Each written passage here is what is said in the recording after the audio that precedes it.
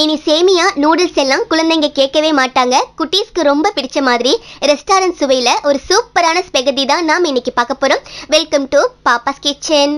இப்போ இந்த மாதிரி ஒரு அகலமான பாத்திரத்துல நிறைய தண்ணீர் சேர்த்து கொதிக்க வச்சிருக்கேன். இப்போ இதுல தேவையான அளவுக்கு உப்பு, 1 டேபிள் ஸ்பூன் ஆயில் சேர்த்துட்டு தண்ணீர் நல்லா கொதிச்சு வந்த பிறகு 250 கிராம் ஸ்பெகடி. உங்ககிட்ட ஸ்பெகடி இல்லைன்னா மற்ற வகையான பாஸ்தால கூட இதே ரெசிபி செய்யலாம். அல்லது ஹக்கா நூடுல்ஸ் இருக்குல்ல, சைனா நூடுல்ஸ்னு சொல்லுவாங்க கொஞ்சம் கனமா, அதுல கூட இதே மெத்தட்ல நீங்க செய்யலாம்.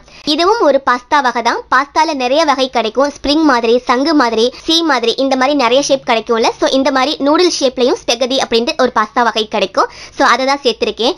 ரொம்ப நீளமா இருக்கும், உடைச்சு சேர்க்காதீங்க, அப்படியே சேர்த்துருங்க. தண்ணியில சேர்த்ததுமே லேசா இந்த மாதிரி மடங்கி வந்துடும். இப்படி கலந்து விட்டு நல்லா வேக வச்சு எடுத்துக்க போறோம். பொதுவே பாஸ்தா வேக வச்சு எடுப்போம்ல, எடுத்து சாப்பிட்டு பார்த்தோம்னா கடிப்படுற மாதிரி, அந்த மாதிரி முழுவதுமே நல்லா வேக வச்சு எடுத்துக்கங்க. ரொம்ப வெந்து குழஞ்சிட வேணாம்.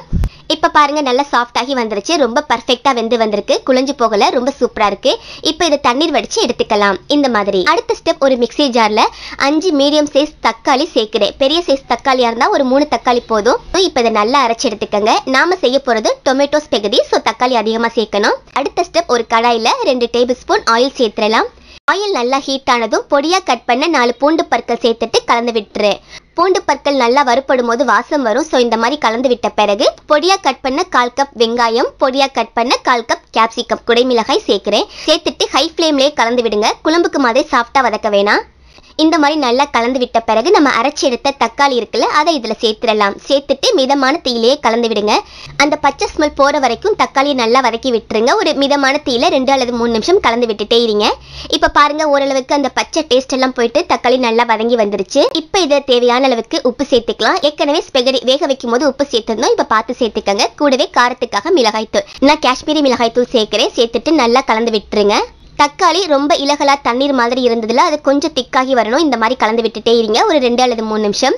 இப்போ இதில் 1 டீஸ்பூன் சுகர் சேர்க்கிறேன். கூடவே 1/2 டீஸ்பூன் மிளகுத்தூள், கொஞ்சமா ஒரிகானோ, கொஞ்சமா சில்லி ஃப்ளேக்ஸ், ஏதாவது ஹெர்ப்ஸ் கொஞ்சம் சேர்த்துக்கங்க, நல்லா இருக்கும். பாஸ்தா சீசனிங் இந்த மாதிரி இருந்ததுன்னா சேர்த்துக்கலாம். சேர்த்துட்டு நல்லா கலந்து விட்டுருங்க. இந்த மாதிரி நல்லா மிக்ஸ் ஆகி வரட்டும். இப்போ பாருங்க இந்த மாதிரி பதத்தில் இருக்கு. இப்போ நம்ம வேக வச்சு எடுத்த ஸ்பெகடி இருக்குல்ல, அதை உள்ள சேர்த்துடலாம். சேர்த்துட்டு நல்லா மிக்ஸ் பண்ணிக்கங்க. அந்த தக்காளி கலவை இருக்குல்ல, அதில் நல்லா மிக்ஸ் ஆகணும்.